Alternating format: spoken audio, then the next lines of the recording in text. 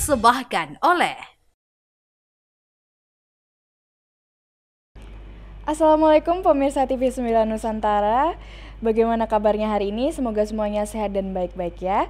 Kembali lagi bersama saya Sevina Yulandari dalam podcast Ruang Publik yang dipersembahkan oleh DPRD Jawa Timur.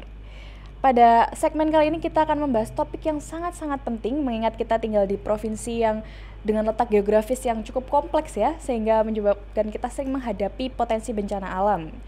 Dan untuk membahas topik kali ini saya tidak mungkin sendiri, pastinya saya bersama narasumber hebat, yakni wakil rakyat yang dikenal dekat dengan rakyat dan sering menyuarakan aspirasi masyarakat. Assalamualaikum Pak Husnul Arif.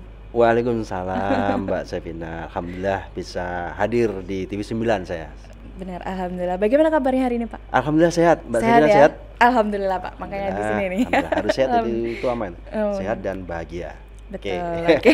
Siap. Sebelum mulai dulu nih, Pak, saya mau tanya kita panggilnya apa nih, Pak? Saya Biasanya masih kan lumayan dipanggilnya- muda sebenarnya. Iya, benar. Biasanya Cuman kan kelihatan dipanggilnya- tua gitu. Duh. Oh, enggak. Nggak bisa apa Enggak saja. ya? Ya, Bapak boleh, Mas boleh. Bapak boleh, Mas boleh. Iya. Pak siapa? Pak Husnul, Pak Arif, Pak Pipin. Pak Arif. Tapi kalau soalnya ini Surabaya, Jawa Timur, jadi Iya. Pak Arif. Pak Arif ya. Kalau Kediri nanti Pak Pipin aja. Oh, kalau di luar Pak Pipin. Iya. Oke, selamat. Gimana, Mbak? Pak Pipin Ya. Pipin ini kan Wakil Ketua Komisi D DPRD Jawa Timur. Insya Allah Betul. begitu. Dari Dapil 8 Kota, Kota dan dan Kabupaten, Kabupaten Kediri. betul ya. Iya. Dari Partai Fraksi Nasdem. Betul. Betul sekali. Nasdem. Oke, Pak Pipin. Ya. Pak Pipin kan seringkali menyuarakan tentang mitigasi bencana. Iya.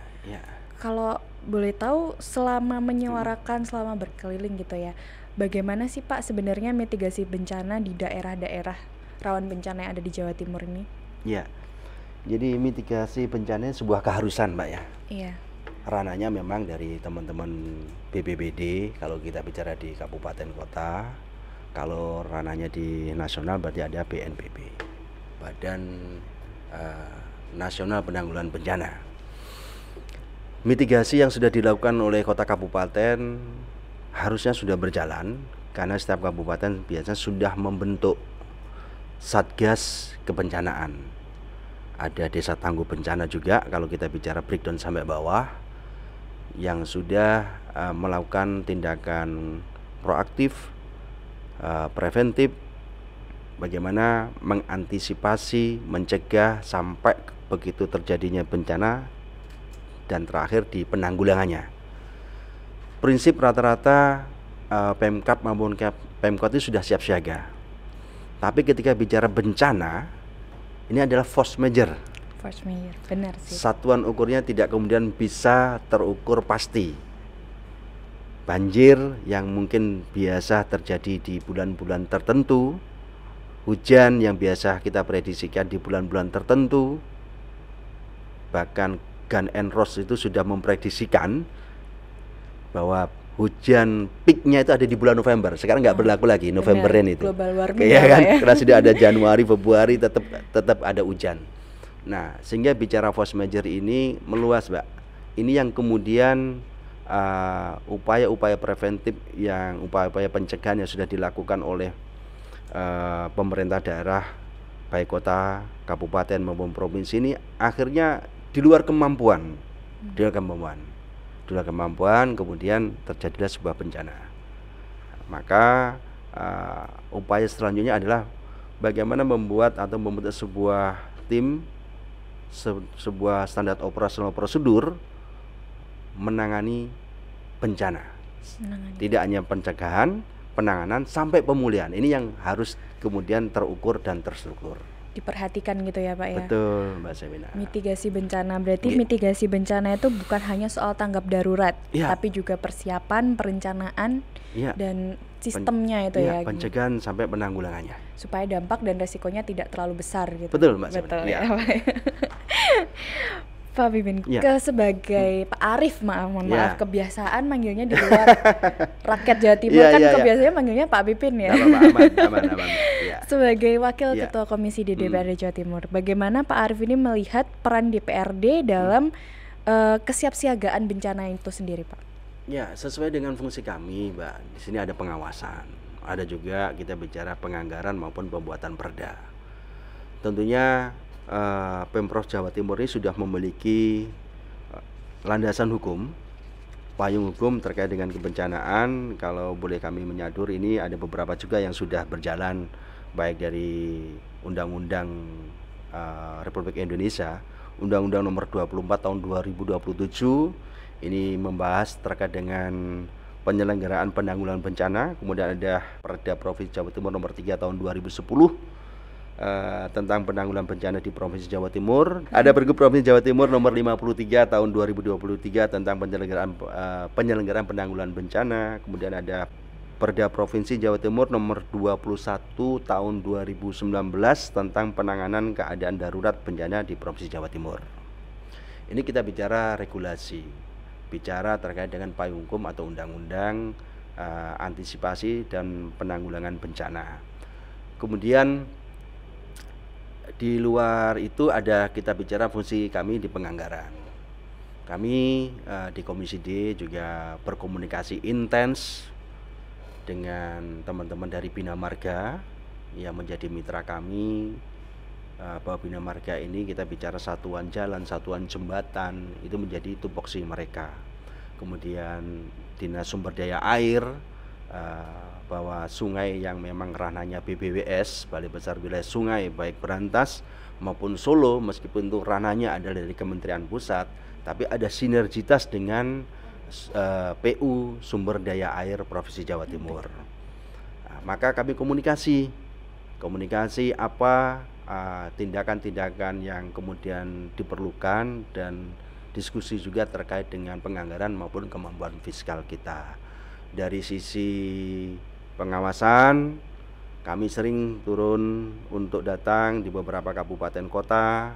Kami dari Komisi D merind call, ayo bersama-sama kita kedepankan mitigasi bencana, khususnya pada musim-musim hujan, musim-musim yang kemudian tidak biasa. Ada antisipasi lebih awal yang perlu dilakukan oleh seluruh pemerintah daerah, baik kota kabupaten, yang bersinergi dengan Pemprov. Gitu Mbak Safina. Seperti yang saya tahu, seperti yang saya baca-baca ya Pak ya, Pak Arief ini kan aktif menggaungkan kolaborasi OPD dengan masyarakat. Berarti itu yang Pak Arief sampai saat ini tekankan terus ya Pak ya. Bagaimana itu rencana ke depan, kolaborasi seperti apa yang Pak Arief inginkan? Kolaborasi apapun itu pasti penting ya Mbak Safina. Jadi sebuah gagasan ini dibilang akan berhasil ketika ini hasilnya dirasakan oleh kebanyakan orang. Betul. Gagasan, ide yang bagus kemudian hanya pada kelompok tertentu dan dinikmati oleh kelompok tertentu, ya berarti belum berhasil. Jadi ketika apa yang kemudian kami dorong untuk Pemprov, dalam hal ini adalah mitra kami khususnya, bahwa kolaborasi masyarakat ini menjadi sangat penting. Di antaranya ketika bicara mitigasi bencana adalah kita bicara sosialisasi tentunya. Sosialisasi. Bagaimana sosialisasi ini melibatkan partisipasi publik, melibatkan masyarakat di daerah-daerah yang rawan bencana, bahwa ketika ada kejadian apa yang harus dilakukan. Edukasi ini penting. Betul. Gitu kan? Dan persiapan apa sebelum terjadi kejadian itu juga lebih penting. Nah, komunikasi ini yang harus terus digalakkan. Cuman kadang masyarakat kita gitu kan diajak untuk bekerja sama seperti itu, ya manusiawi. Mungkin ada yang sebagian akhirnya insya Allah lah, enggak apa-apa lah dan seterusnya gitu kan. Betul, pasrah ya Pak ya. Kalau ada bencana pasrah sih deh. Lebih tepatnya bukan baca sih, artinya menganggap potensi kejadian itu kecil gitu, mungkin begitu. Berarti kayak mungkin enggak lah, belum ada kejadian gitu, nanti gitu aja gitu. Betul begitu. Iya, sehingga meluangkan waktunya untuk sosialisasi atau ikut berpartisipasi sosialisasi itu agak sedikit kurang gitu. Berarti kan berarti tantangannya saat ini selain karena mungkin untuk masyarakat yang susah dijangkau ya Pak ya, di dalam itu juga ada teknologi juga kendalanya kan Pak. Masyarakat yang jauh itu sudah mungkin jauh dari teknologi mungkin juga, terus susah ikut sosialisasi. Itu apakah berkaitan dengan yang disampaikan Pak Arief tentang EWS. Ya, early warning system. Jadi EWS ini bentuknya, perangkatnya, variannya berbeda-beda ya. Jadi ada harga, ada rupa juga gitu kan. Betul. Kemudian apa sih yang kemudian bisa dirasakan masyarakat pada umumnya ketika bicara EWS? Saya mungkin mengutip begini, Mbak Sevina. EWS kita ini ketika saya diskusi dengan teman-teman dari BPBD, ya sudah SNI lah. Sudah, alhamdulillah. Tapi ketika bicara EWS di beberapa titik rawan ini akan muncul kendala juga, agak mudah ya. Satu, perangkat EWS ini sudah SNI, tapi mungkin belum tentu satu titik dengan titik yang lain memiliki kepakaan yang sama karena kontur, karena cuaca, karena suhu dan seterusnya. PR kedua adalah EWS ini kalau kemudian tidak terjaga, tertata dengan baik, rusak hilang, ya kan? Kemudian yang ketiga, kami pun tetap mendorong bahwa EWS adalah salah satu upaya preventif Pemprov dalam rangka mitigasi bencana. Betul. Ada banyak EWS yang harus dipasang gitu kan. Nah, bagaimana masyarakat ini ketika warning ini kemudian jalan? Kalau kita mengutip yang ada di Jepang itu penak, Mbak. Penaknya gimana ya? Semen nggak pengen juga sih, naudzubillah ya. Kalau Jepang kan memang ngapunten, masyarakatnya sudah banyak experience terjadi gempa bumi. Betul. Jepang terkenal dengan gempa bumi. Desain rumahnya, struktur bangun rumahnya juga sudah didesain tahan gempa bumi. Betul. Di Jepang handphone ini kemudian sinkron dengan EWS, Pak. Oh, yang ada notifikasi beda tit itu lagi tang gitu kan. Nah, mungkin di sini belum sampai ke arah sana. Nah, itu yang tadi yang menjawab Mbak Sam ini untuk beberapa masyarakat yang mungkin ada potensi tidak dapat sinyal, tidak punya perangkat, ada di situ. Nah, tapi pentingnya EWS ini adalah minimalisir resiko terjadinya bencana yang lebih luas. Korban lebih luas, impact yang dimunculkan ketika ada bencana, gitu kan.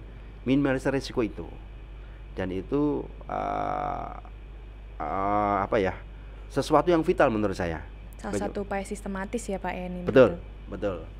Jadi bagaimana kemudian ini bisa Pemprov Jawa Timur khususnya menempatkan EWS di beberapa titik potensi bencana. Tapi sesuai konturnya. Tapi kalau EWS sendiri itu Pak bisa itu tuh berguna buat semua jenis bencana atau hanya untuk beberapa jenis bencana alam aja?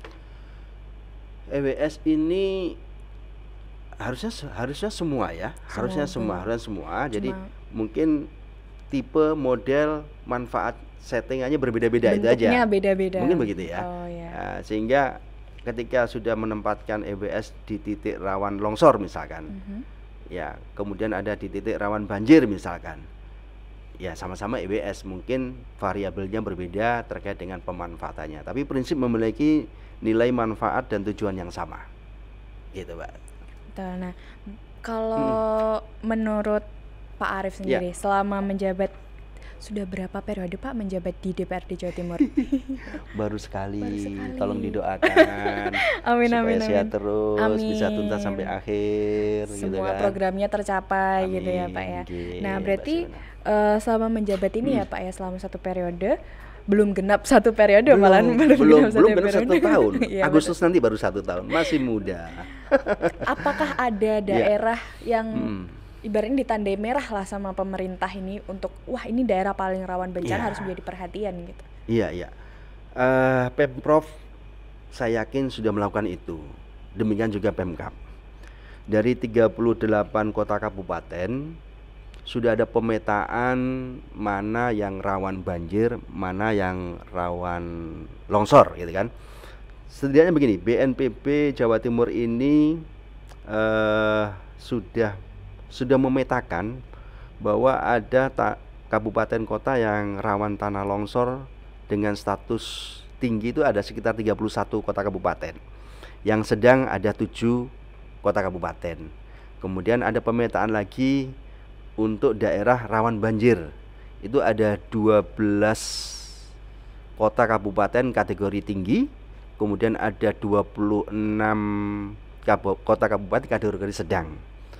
Artinya pemetaan itu sudah dilakukan oleh Pemprov Jawa Timur, dan saya yakin juga sudah berkolaborasi, bersinergi dengan teman-teman dari pemerintah kota maupun kabupaten yang ada di Jawa Timur, sehingga upaya-upayanya sudah dilakukan, pastinya sudah dilakukan. Berarti sudah ada jelas ya, ini harus menjadi perhatian khusus gitu ya. Ya. Berarti kalau ngomong-ngomong soal mitigasi bencana Ya.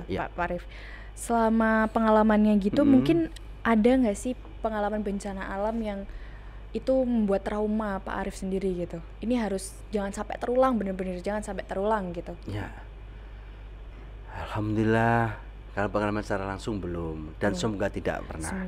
Semoga dijauhkan dari musibah wabah, semoga dijauhkan juga dari bencana, gitu ya Mbak ya. Tapi saya juga turut prihatin dengan beberapa masyarakat kota maupun kabupaten yang ada di Jawa Timur, khususnya yang mungkin baru-baru ini terjadi, yang tertimpa bencana, seperti yang ada di Mojokerto ya, yang sekitar bulan April, 10 April 2025, tanah longsor. Kami juga turut prihatin, dan saya meyakini pasti akan menjadi trauma baik kerabat, keluarga, bahkan di situ juga ada korban yang meninggal dunia, kalau nggak salah 10 orang gitu ya Mbak. Pastinya kerabat dan semuanya trauma. Satu trauma lewat di daerah seperti itu yang rawan longsor, trauma melihat berita atau informasi terkait dengan kebencanaan dan seterusnya. Nah, maka upaya-upaya pemerintah ini harus optimal supaya bencana ini kemudian tidak terulang gitu ya. Selain tidak terulang, bisa kita tekan minimum seminimal mungkin resiko terjadinya korban, gitu Pak. Nah, saya kan dulu ya, ini kayaknya udah agak lama ya Pak Arif ya, ada erupsi gunung longsor atau di Gunung Kelut atau apa itu ya? Itu waktu Pak Arif menjabat sebagai DPRD Kediri, Kediri ya? Sudah lama ya. Sudah lama. Erupsi Gunung Kelut itu ketika saya masih berstatus sebagai salah satu karyawannya operator seluler. Nanti saya menyebutkan nanti promosi nggak nih? Oh iya. Kawan-kawan alumni, saya alumni. Berarti banyak sekali sebenarnya kalau mau mengambil pembelajaran dari bencana-bencana alam sebelumnya ya Pak ya. Salah satunya dengan menggaungkan EWS itu tadi di setiap daerah rawan bencana itu. Ya. Kalau begitu apa kendala? Kan tadi juga kalau kita bahas OPD gitu ya, salah satu kendalanya kan masyarakat yang susah dijangkau. Apakah ada cara gitu untuk mensinergikan antara OPD dengan masyarakat itu sendiri agar mitigasi bencana ini berlangsung dengan optimal gitu Pak? Ya, tentunya peran pemerintah daerah setempat ya Mbak Sevina yang paling memahami satu kontur wilayah, karakteristik masyarakatnya, kemudian akses jalan menuju lokasi dan seterusnya. Pemerintah desa tentunya itu yang paling memiliki peran lebih besar gitu kan, karena bersinggungan secara langsung. Dan kami berharap pemerintah desa ini selalu berkomunikasi masif, intens dengan pemerintah kabupaten kota setempat gitu kan, sehingga terjadi mohon maaf yang tidak kita inginkan kemudian terjadi bencana, antisipasinya, pencegahannya, sampai penanganannya, bahkan sampai pemulihannya itu benar-benar bisa didesain dari awal. Bisa disiapkan dari awal. Betul. Dari situlah dibutuhkan kerjasama itu tadi ya. Ini kesenggol kayaknya disuruh break dulu. Boleh ya. Silakan. Siap. Sudah harap kopinya kayaknya. Sudah dingin.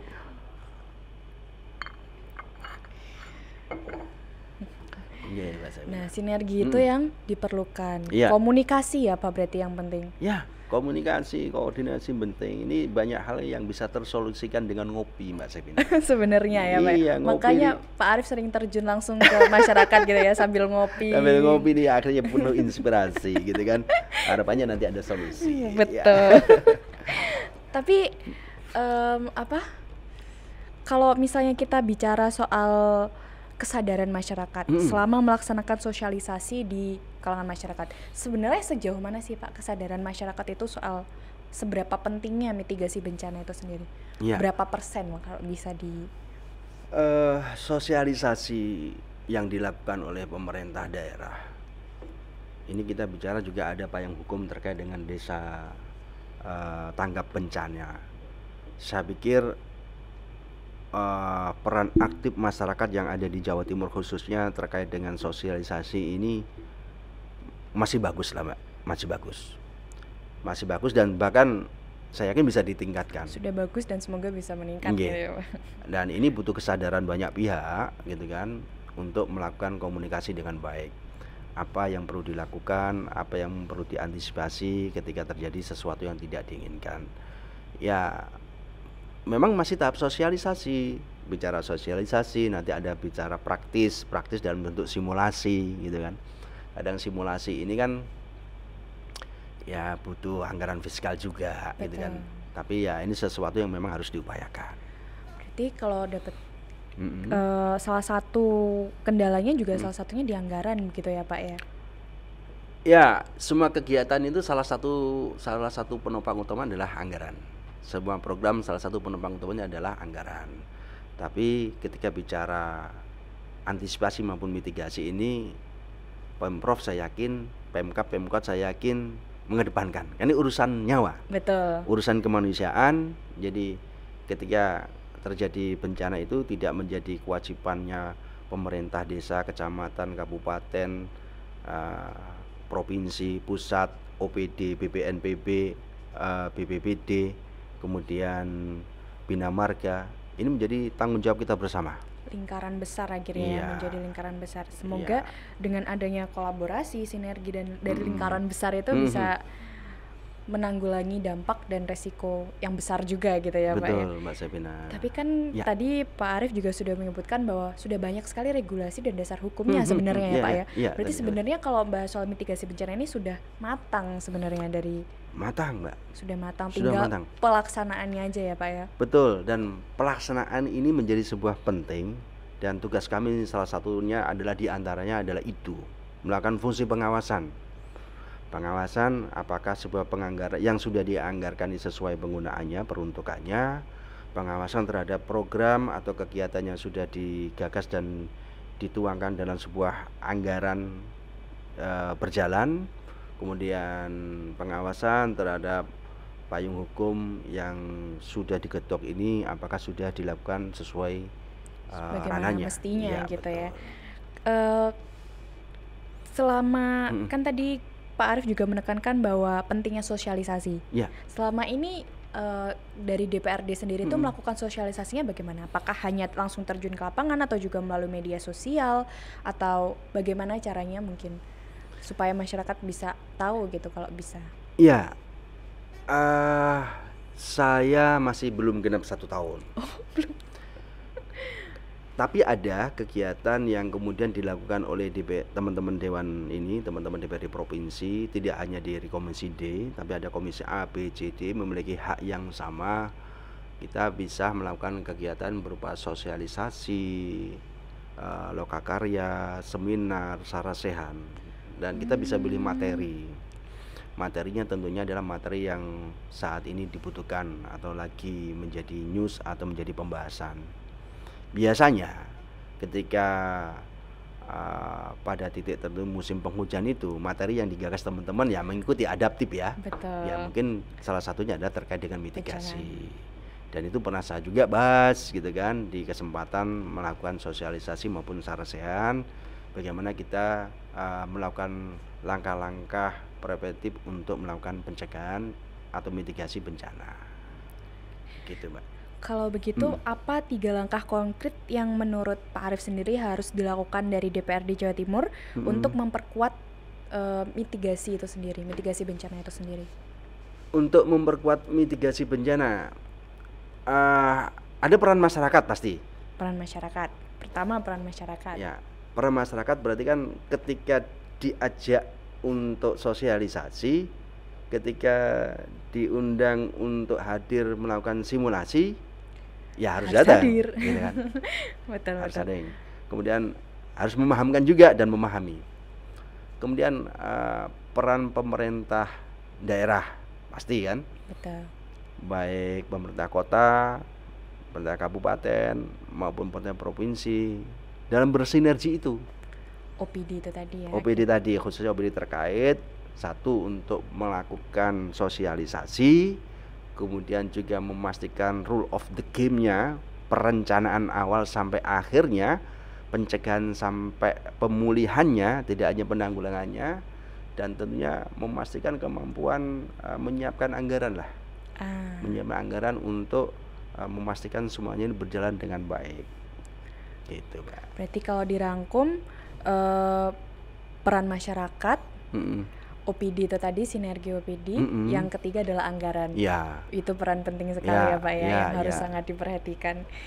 Kalau untuk peran masyarakat sendiri, apa sih yang harus sebenarnya 3 pokok penting yang harus disiapkan masyarakat untuk dalam hal mitigasi bencana, misalnya kayak tas yang isi barang-barang penting atau apa gitu mungkin. Ya. Saya berharap sebenarnya Jawa Timur nggak sampai separah itu ya. Nggak sampai separah itu. Tapi saya yakin ada kemudian sebuah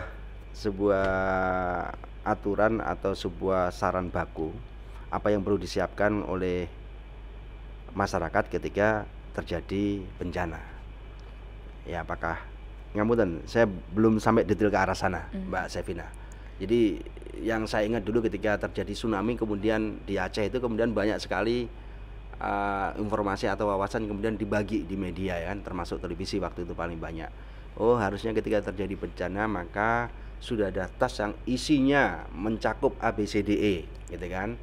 Kemudian memastikan titik-titik berkumpul gitu kan, titik berkumpul harus kemana dan seterusnya. Jadi kalau point to point sampai 3 mana yang strategis yang menjadi prioritas, saya belum spesifik sampai ke sana. Tapi saya yakin apa yang kemudian diupayakan oleh pemerintah provinsi maupun pemerintah kabupaten kota terkait dengan kesiapsiagaan ketika terjadi bencana sudah terkomunikasikan dengan baik. Pak Arief sendiri berasal dari Kediri ya Pak? Ya. Kediri atau Lamongan Pak tadi? Saya lahir di Kediri, besar di beberapa provinsi maupun kabupaten. Saya SMA pernah di Bali, pernah di Gresik, kuliah di Malang. Berarti dari gitu. Kediri kembali ke Kediri ya Pak ya? Ke Kediri saya sebagai pendatang. Oh malah pendatang di Kedirinya? Anak saya saja lahir dan besar di Kediri. Berarti kalau saya nih Pak, saya kan bahas soal asal ya. Saya kan berasal dari Pacitan itu. Ya. Di Pacitan tuh tiap jalan itu pasti ada arah untuk titik pelarian itu. Iya. Titik karena kumpul, kan evakuasi. Pacitan kayak mangkok. Iya. Kalau udah tsunami hilang Pak. Alhamdulillah. Iya makanya berarti sebenarnya palang-palang titik pelarian itu sebagai salah satu langkah mitigasi bencana dari pemerintah juga ya Pak ya? Upaya preventif yang dilakukan pemerintah daerah. Dan itu harus ditaati seharusnya kalau terjadi bencana, naudzubilahnya gitu ya. Iya betul Mbak. Tidak hanya Pacitan, titik-titik topografi wilayah Jawa Timur itu kan memang luar biasa Mbak ya. Kalau kompleks sekali ya Pak ya. Pegunungan ada Pacitan, Trenggalek, kemudian Malang dan seterusnya ada. Jadi karakternya berbeda-beda. Siap gitu. Jadi terus kan di laut itu biasanya ada yang tinggi juga, itu menara pengawas itu juga, apakah itu sebenarnya bentuk EWS itu Pak atau ada sendiri sebenarnya EWS itu? Menara itu bagian dari pencegahan aja, tapi kalau EWS ini sebuah alat Mbak. Oh sebuah alat gitu ya Pak ya? Yang kemudian ditaruh di titik tertentu, yang kemudian ketika ada bencana itu kemudian memberikan alarm, memberikan sensor, memberikan sinyal, ada tanda, ada sesuatu yang kemudian bahaya. Mau ada bencana nih gitu ya. Kalau gitu seberapa efektif sebenarnya Pak pemasangan dari EWS itu sendiri? Efektivitas EWS kita ngukurnya satu pasti dari kualitas EWS itu. Yang kedua manfaat, artinya manfaat sudah berupaya bisa beroperasi dengan baik, tapi ketika masyarakatnya cuek ya tetap jadi problem kan. Iya. Jadi EWS ini akan efektif ketika respon yang diberikan oleh EWS ini kemudian bisa diterima masyarakat, dan masyarakat ini kemudian mengikuti apa yang kemudian sudah dilakukan sosialisasi atau diperintahkan oleh pemerintah setempat. Berarti sistemnya tuh sebenarnya alurnya itu ya Pak ya. EWS memberikan peringatan, sebenarnya pemerintah sosialisasi, EWS melakukan peringatan, masyarakat melakukan yang disosialisasikan tadi. Titik pelarian gitu-gitu ya Pak ya. Jadi kalau tidak mendengar, tidak hadir ke sosialisasi tadi. Oh, silakan Pak.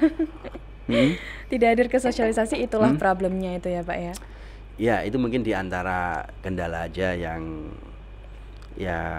harus dilalui. Cuman ketika bicara efektivitas EWS tadi, ketika sudah berjalan sebagaimana mestinya, tapi sekali lagi ketika bicara bencana alam adalah force majeure, sesuatu yang kemudian kadang sulit kita perkirakan, kadang sulit kita prediksikan.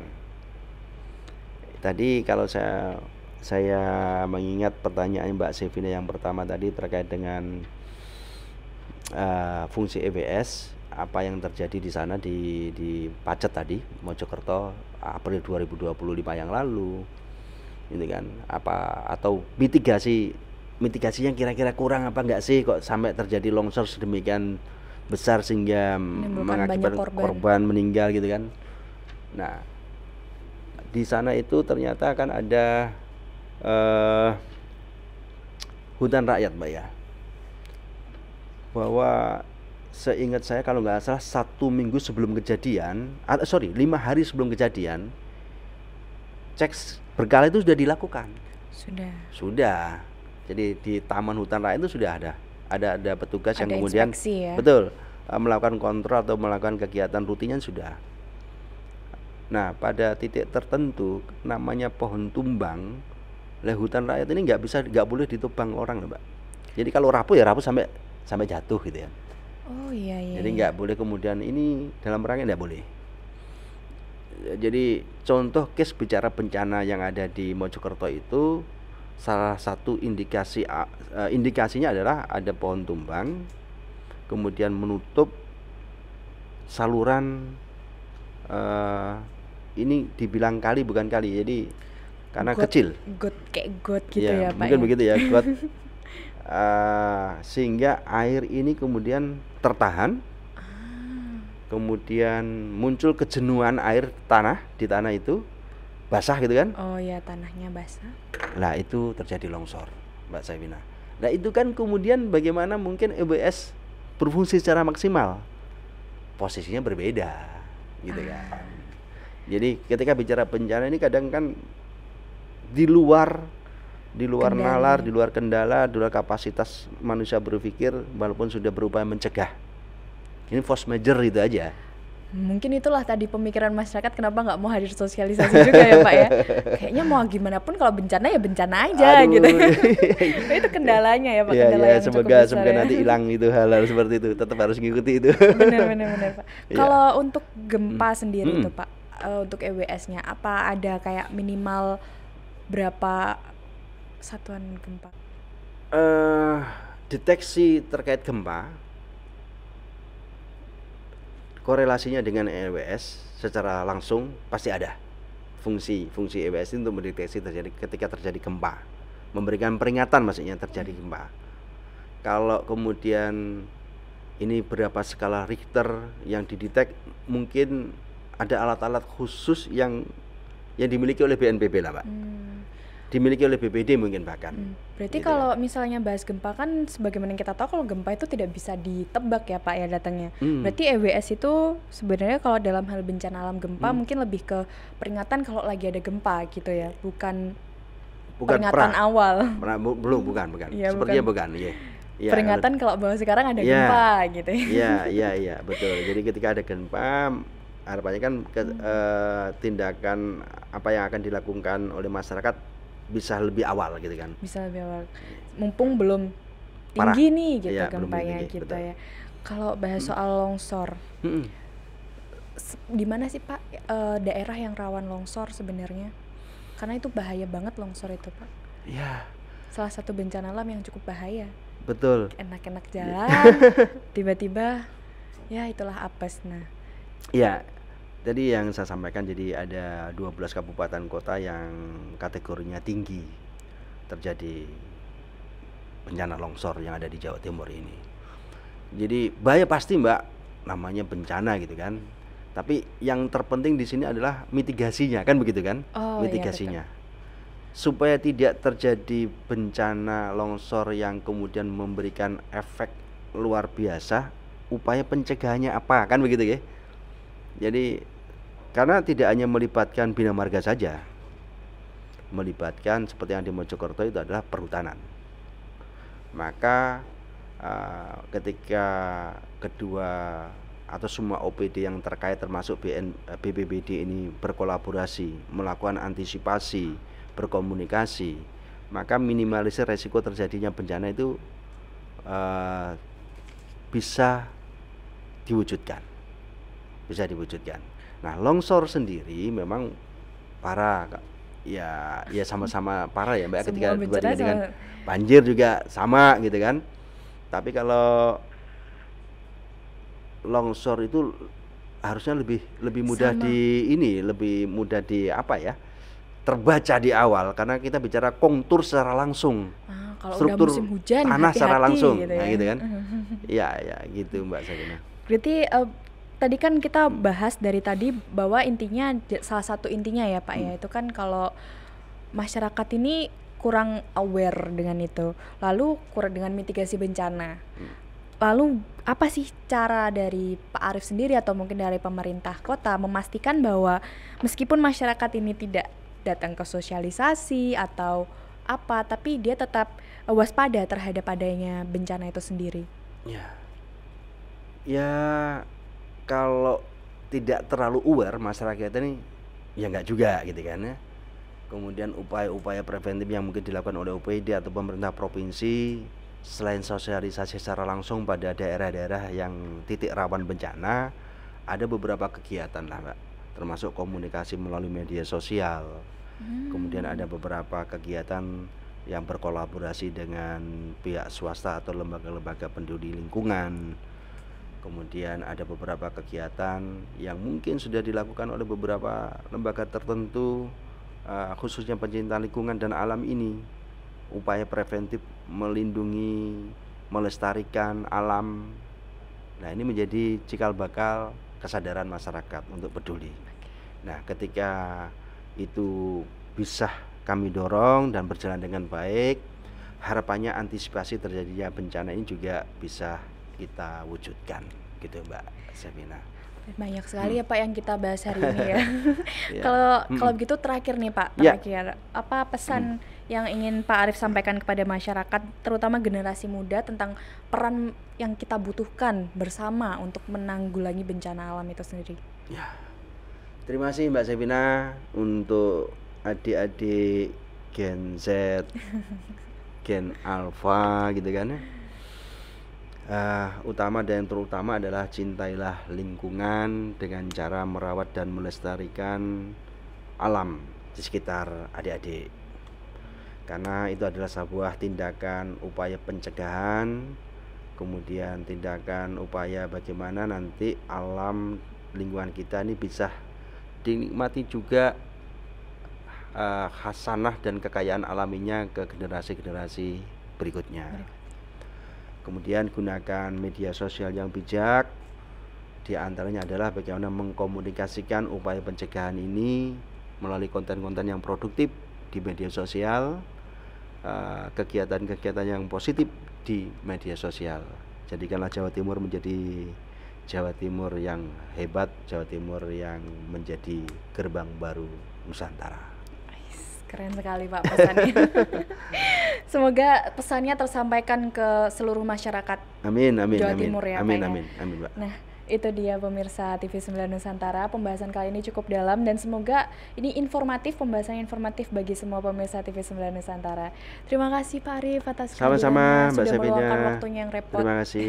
Terima kasih sekali sudah diundang. Terima kasih kembali. Baik, itu saja untuk segmen kali ini pemirsa TV9 Nusantara. Sampai bertemu di segmen selanjutnya.